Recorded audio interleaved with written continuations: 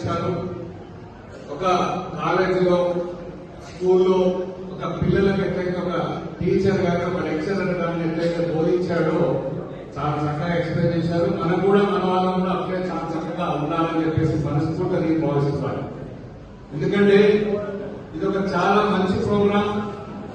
కేంద్ర ప్రభుత్వం ఇది 10 ఏళ్లకోసారి లేదా 20 ఏళ్లకోసారి ఆ ప్రభుత్వంలో ఉన్న వాళ్ళ సూచనలను పాటిస్తూ ఎస్ఐఆర్ స్పెషల్ ఇంటెన్సివ్ రివిజన్ చేస్తారు.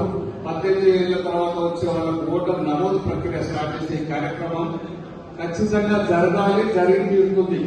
గతంలో కూడా జరిగేది, కానీ మనకు తెలిసేది కాదు.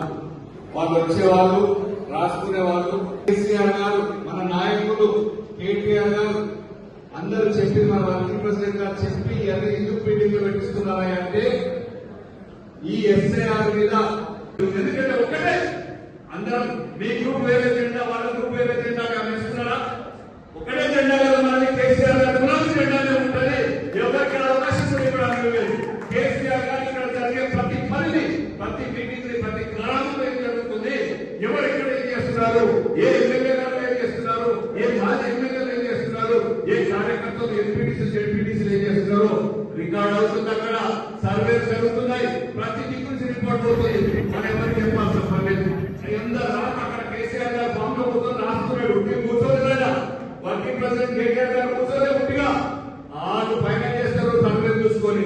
మనం బాధపడాల్సిన పని లేదు, మనం రికమెండ్ చేయాల్సిన పని లేదు. మనం ఎవరు రికమెండ్ చేస్తే అక్కడే పప్పుడు ఆయన పైన సుప్రీం ఆయనే, తెలంగాణ తెచ్చింది ఆయనే, ఇద్దరు ఎంపీలతో కష్టపడి తెచ్చుకున్నది తెలంగాణ ఆయన తెచ్చి మనందరి పదవి బ్రహ్మాండంగా పాటించింది ఆయనే.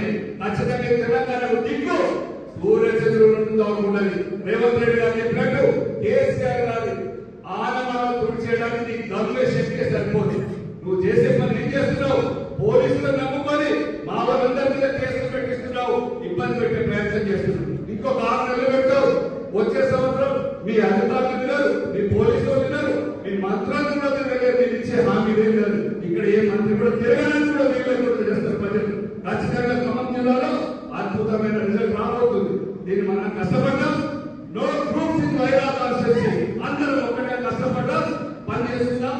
అజయ్ గారు, రవీంద్ర గారు, మధు గారు, నీరు గారు, ఇక్కడ అబ్జర్వేటర్, ఇన్ఛార్జ్, ఆర్టిస్ట్ కృష్ణ గారు, ఎవరైనా సరే అందరికి కలుపుకొని పోతాం, కష్టపడ్డాం, పని చేసుకుంటాం. ఏ నియోజకవర్గాన్ని మా సైనికులందరం పోతాం, పార్టీని నిలబెట్టుకుంటాం, కష్టపడతాం. ఇది ఒకసారి మనం ఇంకొక 2 ఏళ్ళు ఓపిక పడితే రాజ్యం మనదే, మన పదవులు వస్తాయి, అందరికి వస్తాయి. మనం అధికారం ఉంటే మనం బాగుపడతాం తప్ప ఎవరో చెప్పే మన మాట వినకండి. ఇక అనిపించి ఇటు కార్యక్రమం జరుగుతున్నాయి. మనం